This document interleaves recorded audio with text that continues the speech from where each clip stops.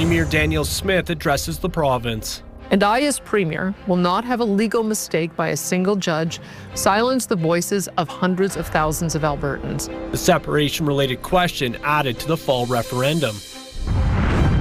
And a case of severe animal neglect. Somebody to just toss them out into a public park.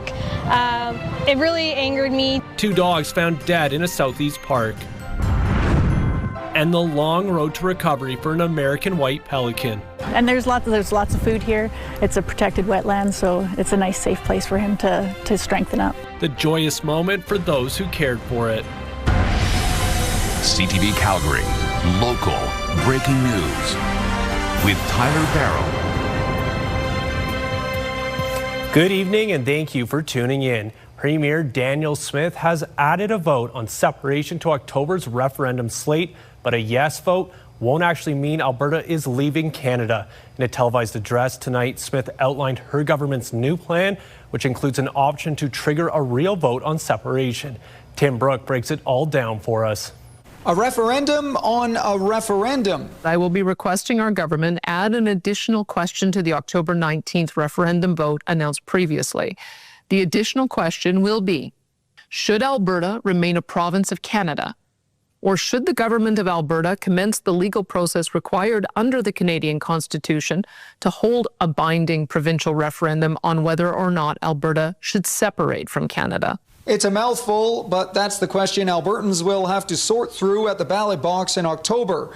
The Premier made the announcement Thursday, reiterating she disagrees with a recent court ruling that made a separatist petition invalid. Because this proposed referendum question does not directly trigger separation, but if successful, would ask Alberta's government to commence the legal process necessary to hold a binding referendum on the matter, the recent court ruling would not be applicable. The question will be one of 10 asked of Albertans on October 19th, the only one not focused on immigration or the Constitution. Smith claims it's her way of appeasing those who want this issue resolved, but it doesn't sound like the move was successful. The Forever Canadian petition camp is upset, saying their question should have been approved and left alone. You can only dance with 2 partners for so long. Leadership is about making difficult decisions for the good of the country, even when they are from time to time not popular with your own political base. Separatists aren't happy either. The leader of the Republican Party of Alberta called Smith spineless on social media, and the group that collected signatures for leaving are already threatening Smith with a similar fate to Jason Kenney. Quite frankly, I think it's just going to redouble everybody's efforts to buy UCP memberships, sell UCP memberships, have a special general meeting, and then have all of these issues, including her premiership, revisited. She's still primarily concerned with managing the unity of her party rather than worrying about external threats to her popularity or her hold on power. Smith did say that party is united and that her government all supports the same end game. I will therefore be voting for Alberta to remain in Canada. The Premier will speak to reporters Friday afternoon. Tim Brooke, CTV News, Calgary. First Nations groups are also criticizing the Premier's address. Sturgeon Lake Cree Nation calls UCP government undemocratic, authoritarian, and willing to bend to the whims of a loud, angry minority. Federal Conservative leader Pierre Poilievre is speaking out against Alberta's separatism. I want a strong Alberta within a united Canada, and all conservatives will be campaigning for Canadian unity in Alberta, and potentially, we hope not, but potentially in Quebec as well if the separatists win there. Pierre Poilievre thinks Prime Minister Mark Carney should do more to quell separatist sentiments by pressing measures which could allow the oil and gas sector to grow. Now, Premier Smith shuffled her cabinet today, filling filling two spots left vacant by MLAs who left cabinet because they don't plan to run in the next provincial election. I, Jason John Dixon, do solemnly and sincerely promise and swear that I will do Jason Nixon is now the finance minister. Adriana LaGrange is taking on a new health portfolio. She'll be in charge of hospitals. Taking over for her in primary and preventative health services is Justin Wright. There's also new ministers for agriculture, utilities, and assisted living. The premier says her government will continue to focus on priorities that matter most to Albertans. One person was rushed to hospital after being struck by a C train downtown. It happened about 5:20 p.m. tonight at Center Street and 7th Avenue Southeast. That's near the Telesky building. EMS says they transported one patient to hospital in life-threatening condition. C-train service in the area did stop before resuming shortly after 8:30. The investigation is ongoing. The city is launching a spring pet licensing enforcement blitz. The blitz is focused on animal licensing compliance. Officers will be interacting with pet owners during their regular duties in parks and other areas. They're reminding everyone that licensing is one of the simplest ways to reunite animals with owners if they get lost. The ticket for having an unlicensed pet is $250. Pet license is more than a tag. It's a simple way to show love and protection, and that's what our message is. Love your pet, license it. Licensing fees vary from $22 to $71 depending on your pet's spay-neuter status. You can get a license through 311 or the city's website.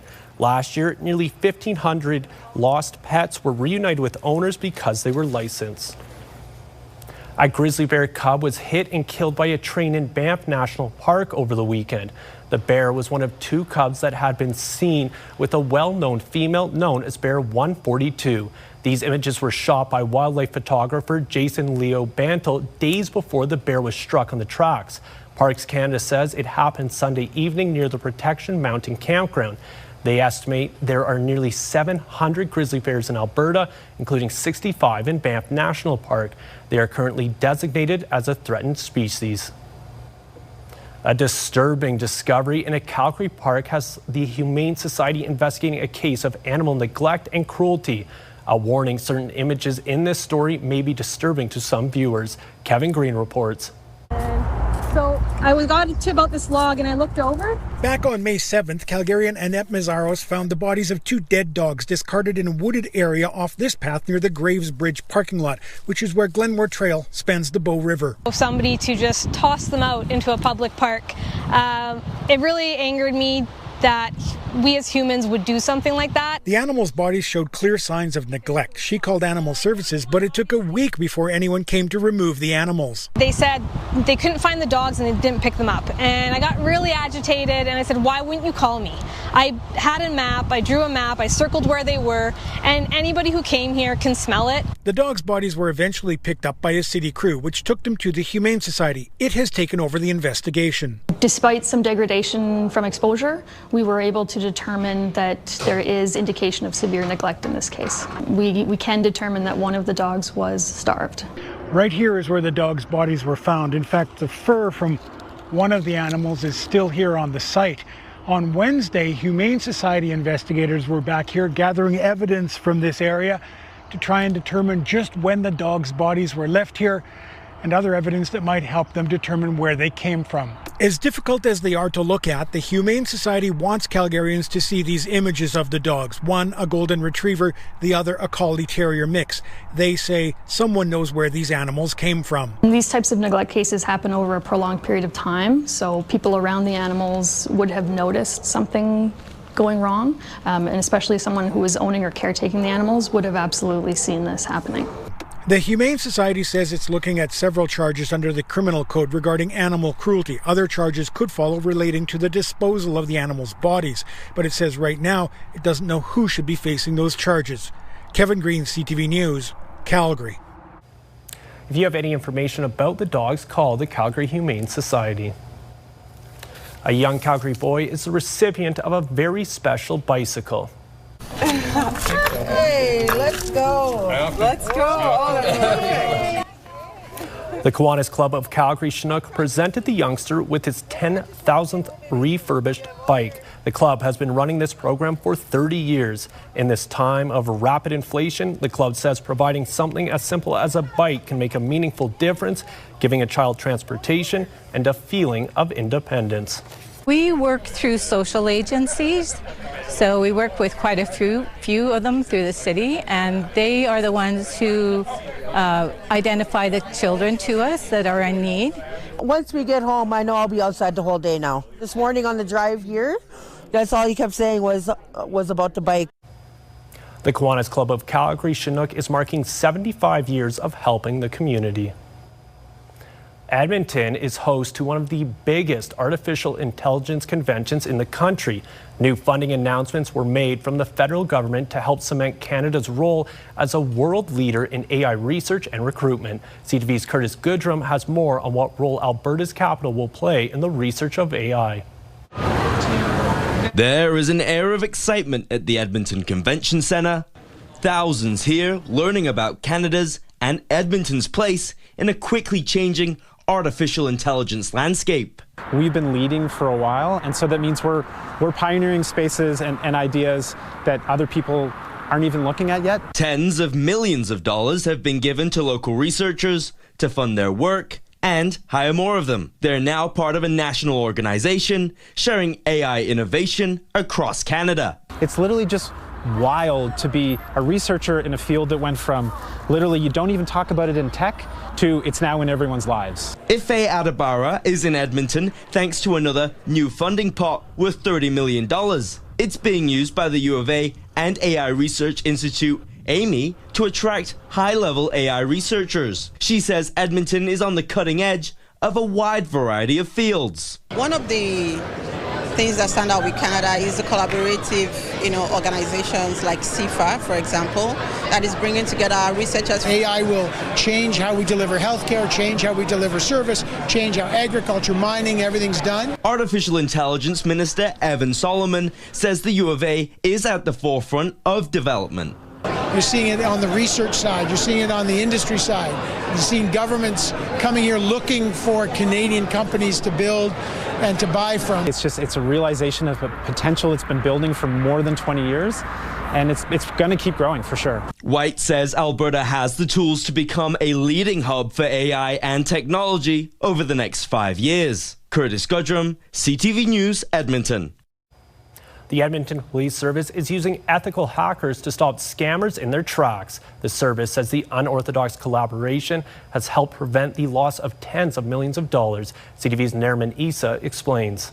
Criminals are getting smarter, more innovative, and reaching further. Edmonton's police chief says fraud investigations have become more advanced. From a policing perspective, this has dissolved our physical borders and means these investigations aren't what they used to be. EPS has now hired hackers for its fraud investigations. They've been working with police since last July. A unique opportunity for us to actually get involved before things could actually happen and people were victimized. EPS says ethical hackers target frauds that are in progress. They engage with scam centers, then use their expertise to hack into its systems and gain access. They capture data on victims. They can hear victims on the phone. They can see information going back and forth. And then they will then in turn provide that intelligence information to us so that we can then engage. In 10 months, EPS says it's intercepted more than $45 million from getting into the hands of scammers. Without them, we wouldn't be here to talk about this investigative success. Ethical hackers have a very important role with law enforcement. This cybersecurity analyst says it's now a crucial skill. Crime has also become more digital. It is inevitable that we're going to see more of these collaborations, more of these types of stories, and more people getting criminally charged as a result of the efforts of law enforcement working with these experts and private industry. EPS says as long as crime goes online, it'll be crucial to use ethical hackers. It's also worked with dozens of law enforcement agencies, including the U.S. Secret Service. Nair Misa, CTV News, Edmonton.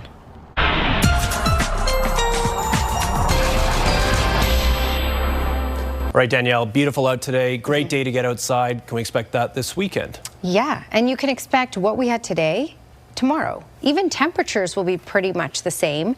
Lots of sunshine for the morning hours and then starting to cloud over in the afternoon. Another high of 18 degrees expected. If you're looking for highs in the 20s, well, don't you worry. I have that in the longer range forecast, and that arrives for our weekend. Your full weekend forecast is just ahead. Thanks, Danielle. Still ahead. After months of recovery, a pelican is back in the wild.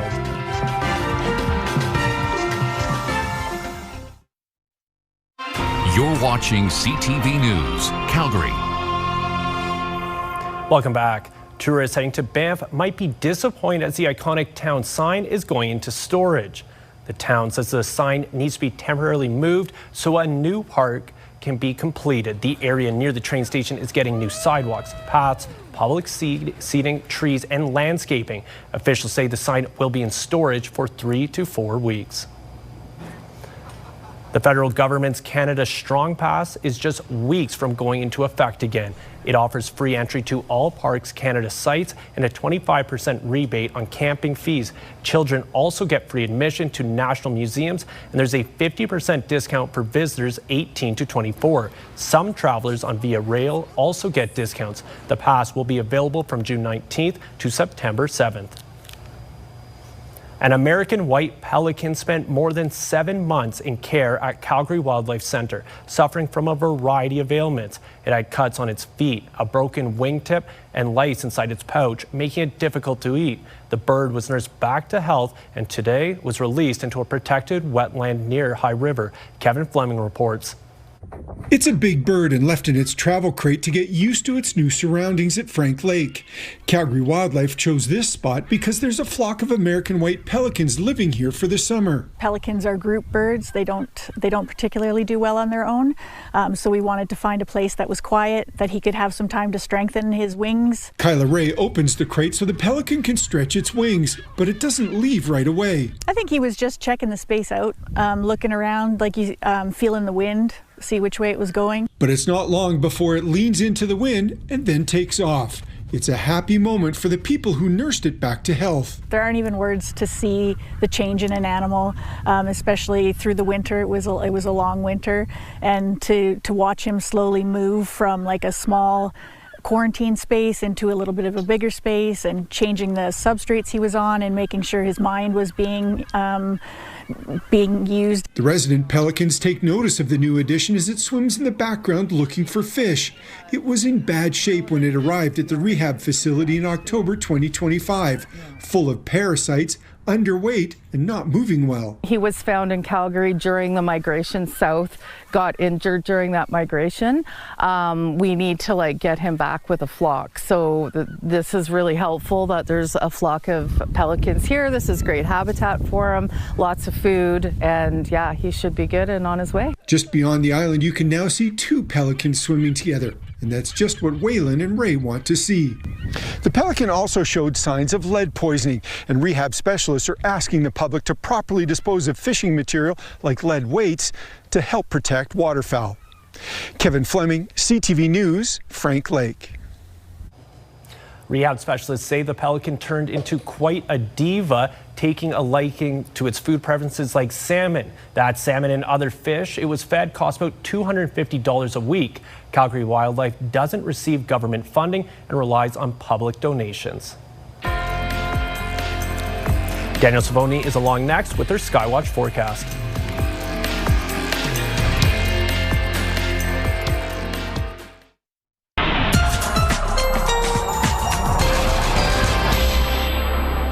All right, temperatures today right where they should be. A normal daytime high for Calgary this time of year is 18 degrees, and that's exactly what we got today. The high was 19 in Drumheller and Brooks, 18 for Lethbridge, 17 for Medicine Hat. So temperatures right where we need to be. They will continually get warmer, though, as we head through this week. One other thing to mention for today is the winds were calm, and they will continue to be calm in southern Alberta tomorrow. All right, here's a look at the system that we dealt with in southern Alberta yesterday. The core of it, you can see that counterclockwise spin off into Saskatchewan. It was still impacting the east end of southern Alberta, and around 7 o'clock we did have a couple non-severe thunderstorms, and we had isolated showers. But that has since moved out, and now it's stable once again. for much of tomorrow, except for some parts. So here you go. This is a look at 8 o'clock in the morning. Calgary down to Lethbridge over to Medicine Hat. Mainly sunny skies for the morning and early afternoon.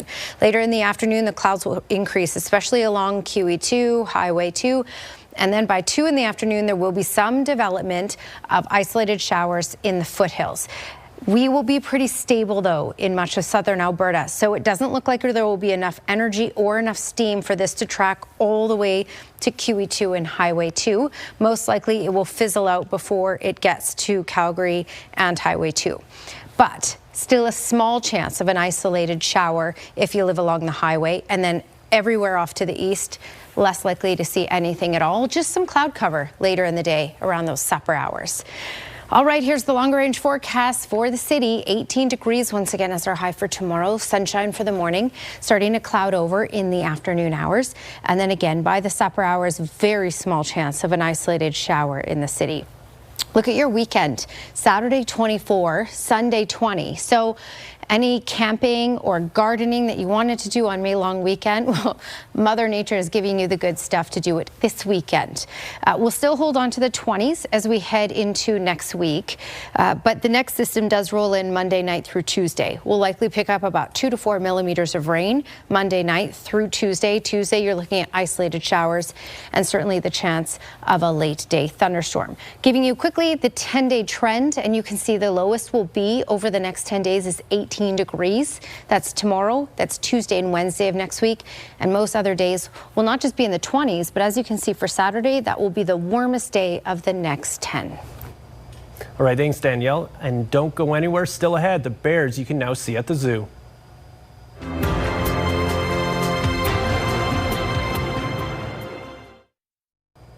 Welcome back. Bow Valley College has opened a thrift store helping students in need of clothes while also providing them with work experience. Students will be able to grab emergency clothing and essential items there. The endeavor is a collaboration between the school and the Women in Need Society. The aim of the store is to help students focus on their education, take away any clothing concerns. It will also provide students with knowledge they won't learn in a classroom.